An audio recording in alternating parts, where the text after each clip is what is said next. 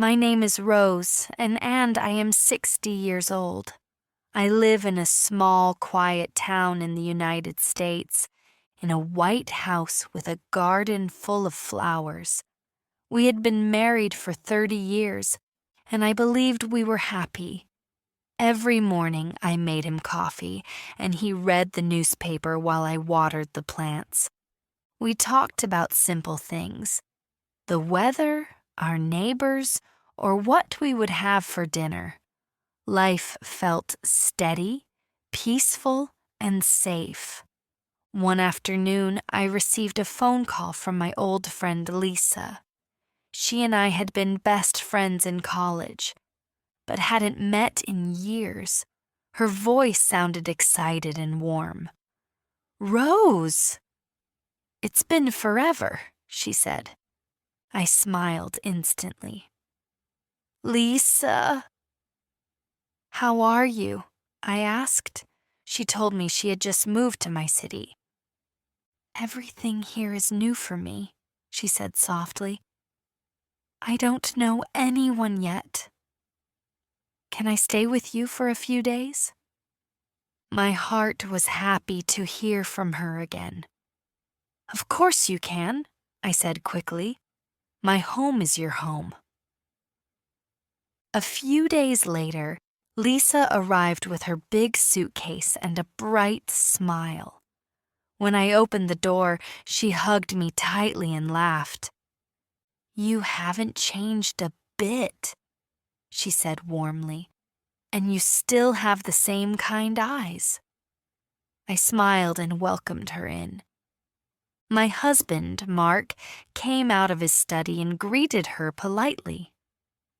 "Welcome, Lisa," he said. "It's nice to finally meet one of Rose's famous friends."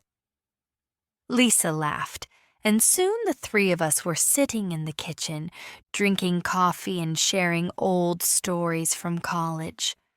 The house was full of laughter again, and I felt happy to have her with us. The first few days were lovely. We cooked together, watched movies, and stayed up late talking about life.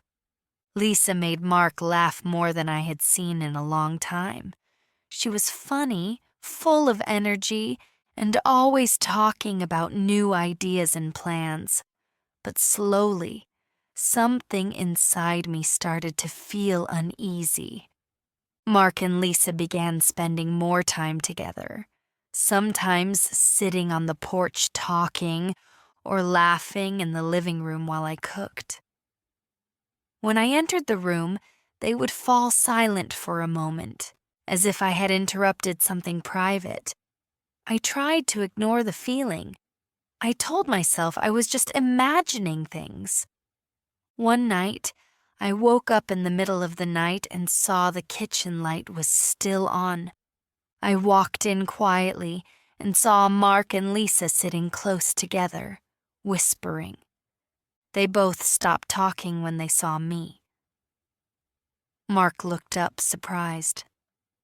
"Couldn't sleep?" he asked. "No," I said slowly. "What about you two?" Lisa gave me a nervous smile and said, "We were just talking." Something felt wrong. I didn't say anything more, but my heart felt heavy. Days turned into weeks, and my fear became real. One morning, Mark sat down with a serious look on his face. His hands were shaking slightly. "Rose," he said softly, "I think I'm not happy anymore." My heart stopped. "What do you mean, Mark?" I asked, my voice breaking. He looked down and said, "I think I'm in love with Lisa." For a moment, I couldn't breathe. "Lisa," I whispered. "My friend Lisa." He nodded. "I'm sorry," he said quietly. Tears filled my eyes. Everything I had built for 30 years was falling apart in one moment. Lisa came to me later crying. "Rose, I didn't plan this." "It just happened," she said, reaching for my hand. I pulled away. I couldn't speak. I walked into my room, closed the door, and sat on the floor. I cried until my chest hurt. I felt betrayed, broken, and completely lost. My husband and my best friend, both gone, both choosing each other over me. The pain was deep, like a storm inside my heart. My husband divorced me for Lisa. After the divorce, I moved to a small apartment near the river. The first night there, I sat by the window listening to the sound of water. The room was empty and quiet. I asked myself, who am I now? For 30 years, I had lived for Mark. I had built my days around him, his work, his meals, his happiness. But now I was alone, and for the first time in my life, I had to learn to live for myself. The thought was scary, but deep inside, I felt a small spark of courage. Maybe, I thought, this was my chance to find the real me. The next morning, I went for a walk by the river. The air was cool and fresh. I saw a woman walking her dog, a man selling flowers, and children laughing in the park. I smiled at them, and they smiled back. For the first time, I felt a little light inside my heart. I wasn't completely okay, but I was still alive, and that meant I could start again. I joined a painting class and started learning to paint sunsets and flowers. I signed up for piano lessons and spent my evenings playing simple tunes.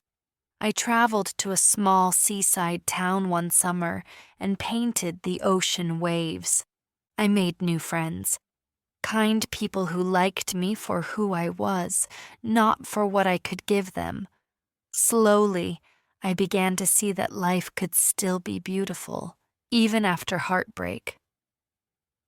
One afternoon, while painting at a cafe, a woman beside me said, "That's a lovely painting. You have real talent." I smiled shyly and said, "Thank you. I'm just learning." She smiled back and said, "Sometimes, when we lose something, we find something even better, ourselves." Her words touched my heart deeply. That was exactly how I felt. Years passed, and one day I met Mark again in a grocery store.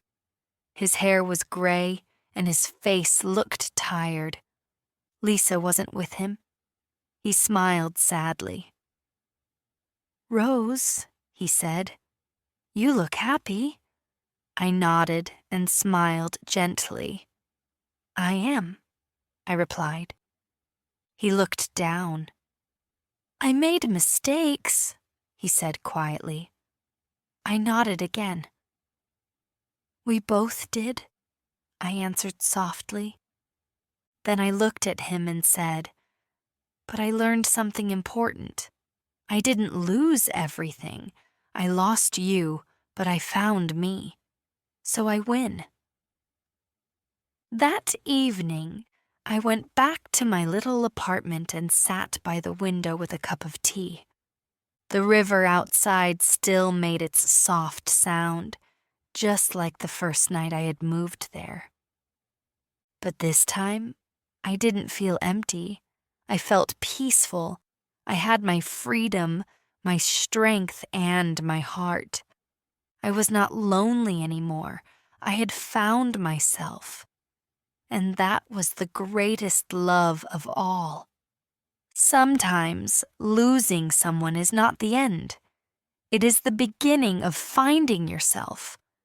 When you learn to love your own soul, you never lose again. And if you liked this story, don't forget to subscribe for more heart-touching and simple English stories.